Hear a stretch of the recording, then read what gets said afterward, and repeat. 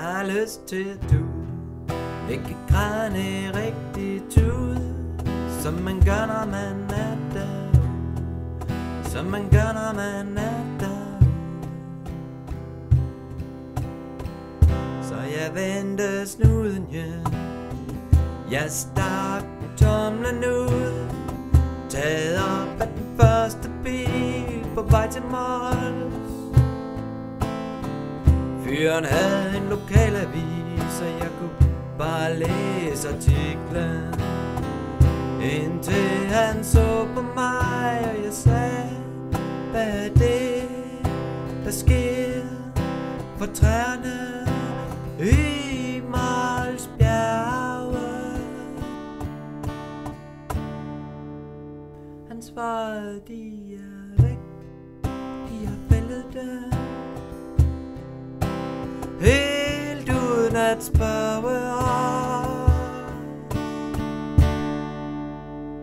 Og så begyndte jeg at tude, ikke græne rigtig tude, der er ingen læge derude, jeg kan ikke finde læge derude.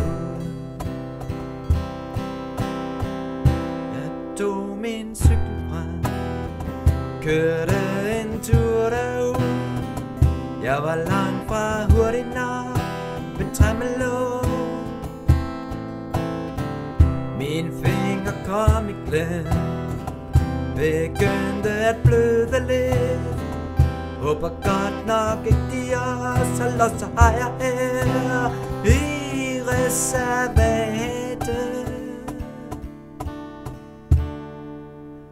Men måske er jeg heldig, at de står i deres helt egen indhegning. Og så begyndte jeg at tude, ikke græne rigtig tude, når man føler sig i bur derude, når man føler sig i bur herude.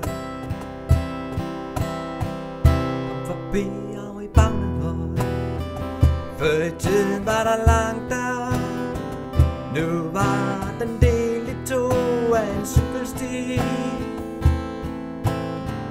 På den nye motorvej ved Øvre Strandkær kom en kæmpe dobbeltdækkerbus med turister i. De sagde, find din cykelsti. Og nu havde de lavet en asfaltvej med autoværn og striber på. Så begyndte jeg at tude, ikke græne rigtig tude, for hvad